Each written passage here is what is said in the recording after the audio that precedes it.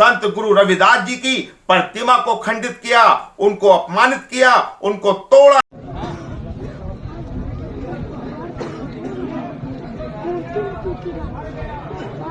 हमारे घरों पर चढ़ाई की, वहां फायरिंग की और उनको जान से मारने की धमकी दी गई। जय भीम साथियों, मैं अतुल खोड़ेवाल, राष्ट्रीय अध्यक्ष बहुजन जनता दल। साथियों, पूरे उत्तर प्रदेश के अंदर तांडव मचा पड़ा है। कहीं हमारी अबला बहनों के साथ दरिंदगी की जाती है, कहीं हमारे निर्दोष भाइयों का कत्ल किया जाता है, कहीं सरेआम हमारे लोगों की जगहों पर कब्जा किया जा रहा है, कहीं उनके घरों में आग लगाई जा रही है। ऐसी घटना पूरे उत्तर प्रदेश से सामने आ रही है और आजादी के बाद से अब तक इन घटनाओं का रुकने का नाम नहीं लिया जा रहा है।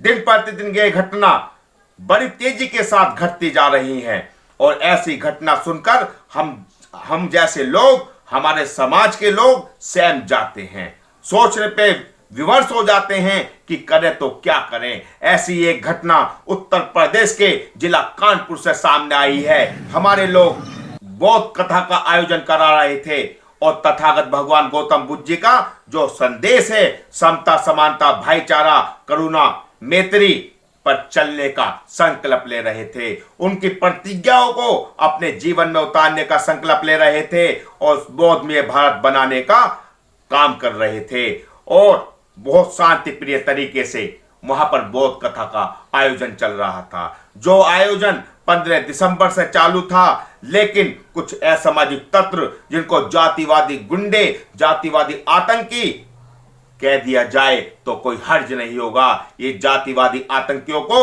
रास नहीं आया।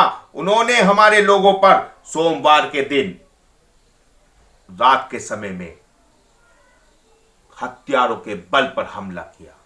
वहां फायरिंग की गई, हमारे लोगों को पीटा गया, मारा गया, तंबू उखाड़ कर फेंक दिया गया, कुर्सियां तोड़ दी गई और यहां तक उनका दिल नहीं माना तो उन्होंने हमारे संत गुरु रविदास जी की प्रतिमा को खंडित किया, उनको अपमानित किया, उनको तोड़ा और हमारे लोगों के साथ गाली गलौज की गई।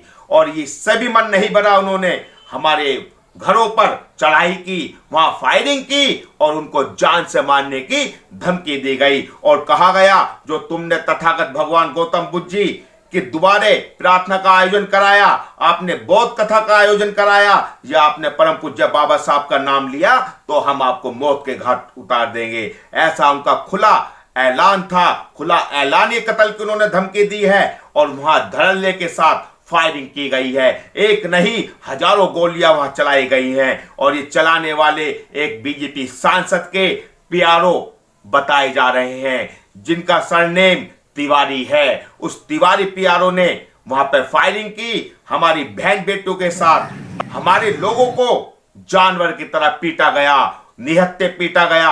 हमारे लोग उस समय रात को सो रहे थे, तंबू में आराम से बौद्ध कथा का समापन हो गया था। हमारे लोग बौद्ध कथा समापन करने के बाद तंबू में सो रहे थे। उस समय वो निहत्थे लोगों पर वार किया गया। वो आतंकी लोग गाड़ी में सवार होकर आए थे, उन्होंने आते के साथ वहां फायरिंग की, डंडे बरसाए, हमारे लोगों को बेतरह जख्मी किया गया। इस सरकार में हमारे लोगों को निशाना बनाया जा रहा है और कोई आवाज बुलंद करता है तो उसके साथ रासुका के तहत आतंकवादी घोषित कर जेल में पहुंचाने का काम किया जाता है।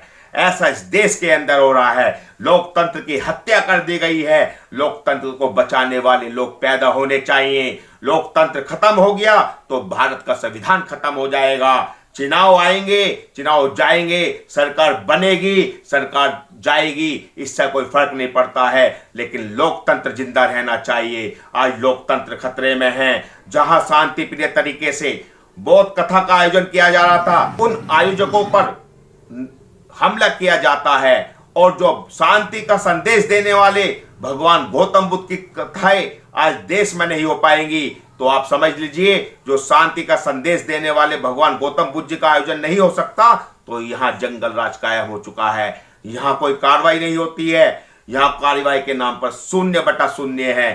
साथियों, बहुत दुख की घटना है, इतनी दुख भरी घटना है। आज हम शांति से भी कोई आयोजन नहीं कर सकते हैं। कहीं तो हमारे परम पूज्य बाबा साहब की प्रतिमा तोड़ी जाती है, कहीं भगवान गौतम बुद्ध जी की प्रतिमा को खंडित किया जाता है, कहीं संत गुरु रविदास जी की प्रतिमा को खंडित किया जाता है, और हम लोग विरोध करते हैं तो विरोध करने पर हम पे उल्टा मुकदमा लगाया जाता है। इसको बर्दाश्त नहीं किया जाएगा साथियों। इसका हमें डंके की चोट पर जवाब देना होगा और ऐसी सरकारों का खिलाफ मोर्चा खोलना होगा। साथियों, इस घटना में तमाम समाज के लोगों ने मिलकर कार्रवाई कराई है, जिसमें 4-5 लोग अरेस्ट हुए हैं, उन पर संगीन धाराओं में मुकदमा दर्ज कराया है, जबकि पुलिस मुकदमा दर्ज करने से पीछे हट रही थी। साथियों, अब हम आपको बताना चाहते हैं, बहुजन जनता दल शीघ्र ही एक हेल्पलाइन जारी करेगी, जो हेल्पलाइन उस जिले के लोगों के पास होगी और उस जिले के लोग ऐसे मौका वारदात पर पहुंचकर कार्रवाई कराने का काम करेंगे। मैं आप लोगों से कहना चाहूंगा, बहुजन जनता दल के ज्यादा सदस्य बने और शोषण उत्पीड़न के खिलाफ एक बुलंद आवाज बनने का काम करें। इन्हीं शब्दों के साथ क्रांतिकारी जय भीम।